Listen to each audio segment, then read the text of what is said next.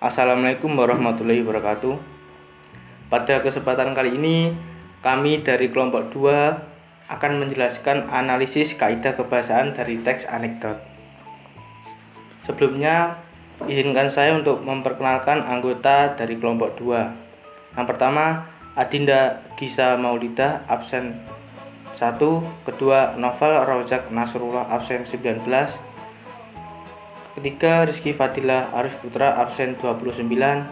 Keempat, Teno Cahyo Berliantoko, absen 31. Kelima, Vanessa Glesia Effendi, absen 34. Larangan merokok. Lina merupakan wanita kecil yang berada dalam satu keluarga. Pada sesuatu hari, Lina memandang bapaknya lagi merokok di depan rumahnya. Lina yang mengenali kalau merokok itu sangat berisiko untuk kesehatan, maka langsung menegur bapaknya. "Bapak, jangan merokok. Rokok itu bahaya buat badan Bapak," ucap Lina, wanita kecil yang masih lugu. Bapaknya juga merasa malu lantaran anaknya yang sangat pintar. Bapak Lina juga cuma tersenyum sambil mengusap rambut gadis kecilnya. "Bapak, cepat matikan rokoknya," ucap Lina sekali lagi memerintahkan kebaikan buat bapaknya. Demi mencari jawaban yang pas, bapaknya juga berkata, "Nak, kamu benar sekali. Ini Bapak lagi memusnahkan rokok dengan membakarnya satu persatu. Soalnya, jika bakar pabriknya sekalian ya gak boleh dong." Sang anak cita pala ayahnya. Teks ke-1. Yang pertama, kaidah kebahasaan pada teks ke-1 terdapat pada paragraf ke-1 pada kalimat "Pada suatu hari, Lina memandang bapaknya lagi merokok di depan rumahnya." Pada kalimat tersebut terdapat teks konjungsi waktu karena menggunakan kalimat yang menyatakan suatu peristiwa. Yang kedua, kaidah kebahasaan pada teks 1 terdapat pada paragraf kedua pada kalimat "Bapak, jangan merokok. Rokok itu bahaya buat badan Bapak." Pada kalimat tersebut terdapat teks imperatif larangan karena merupakan kalimat larangan dan menggunakan tanda seru. Yang ketiga, kaidah kebahasaan pada teks 1 terdapat pada paragraf ketiga pada kalimat "Bapak, cepat mematikan rokoknya." Pada kalimat tersebut terdapat teks kalimat retoris karena pertanyaannya tidak memerlukan jawaban dan hanya sebuah sanggahan. Membuat undang-undang sendiri. Suatu hari Ali dan Abi sedang jalan-jalan menggunakan kendaraan mobil dan Abi yang menyetir. Ketika melewati perempatan jalan, tepat saat lampu merah menyala, Abi malah menerobos jalanan karena ketika itu jalannya kosong. Ali, "Abi, kenapa merobos lampu merah? Gimana kalau ada polisi?" "Abi, tenang aja Li, kita kan bisa bikin aturan undang-undang sendiri." "Ali, bisa gitu? Yang membuat perundang-undangan kan pemerintah dan DPR." "Abi, bentar, parkirkan mobilnya di pinggir jalan." "Ali, loh kenapa malah berhenti?" "Abi, kan mau jawab pertanyaanmu. Gini Li, dengan menggunakan ini kita bisa membuat undang-undang sambil membuka dompetnya." "Ali, oh alah." Kaidah kebahasaan teks anekdot yang bernomor teks 2. Yang pertama yaitu pada paragraf ke-1. Suatu hari Ali dan Abi sedang jalan-jalan menggunakan kendaraan mobil dan Abi yang menyetir.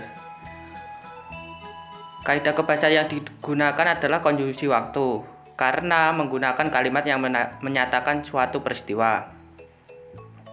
2. Interrogatif. Pada percakapan antara Ali dan Abi, yang percakapan pertama yaitu "Abi, kenapa menerobos lampu merah?" Nah, itu termasuk dalam kalimat interrogatif karena kalimat tanya yang memerlukan jawaban. Ketiga, retoris. Pada percakapan pertama dan pada kalimat "gimana kalau ada polisi" itu merupakan kaidah kebahasaan yang ketiga yaitu kalimat retoris karena tidak memiliki jawaban. Dan yang terakhir yaitu interrogatif. Pada percakapannya Ali, "Loh, kenapa malah berhenti?" itu termasuk kalimat interrogatif karena kalimat tanya yang memerlukan jawaban. Suatu hari, mengawali tahun ajaran baru, seorang guru melakukan sosialisasi kepada siswa baru mengenai pentingnya mengikuti kegiatan ekstrakurikuler di sekolah.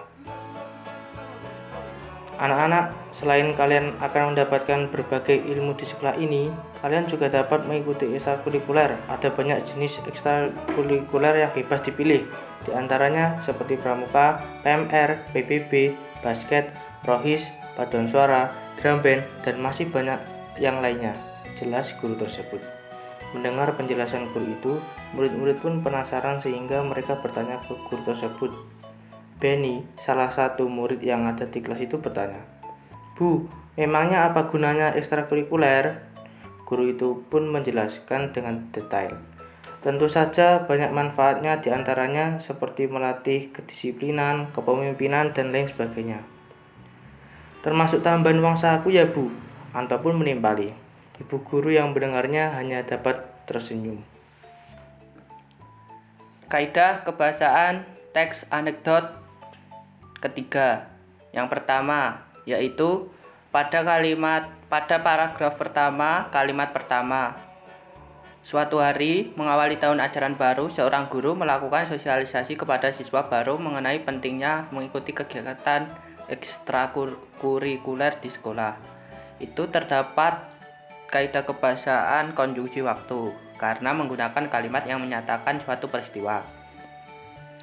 2. Kalimat interrogatif.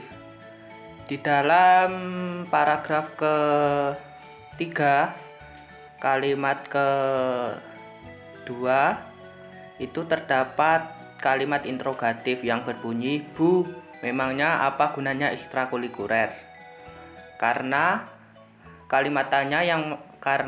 merupakan kalimat tanya yang memerlukan jawaban. Ketiga yaitu kalimat retoris.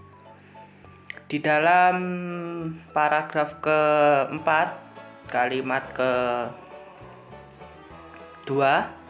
terdapat kalimat retoris karena pertanyaannya tidak memerlukan jawaban dan hanya sebuah sanggahan yang berbunyi, "Termasuk tambahan uang saku ya Bu." Demikian penjelasan analisis kaidah kebahasaan dari beberapa teks anekdot tadi. Semoga bermanfaat. Apabila ada tutur kata yang salah dalam penyampaian kaidah kebahasaan, kami dari kelompok 2 meminta maaf yang sebesar-besarnya. Sekian dan terima kasih. Wassalamualaikum warahmatullahi wabarakatuh.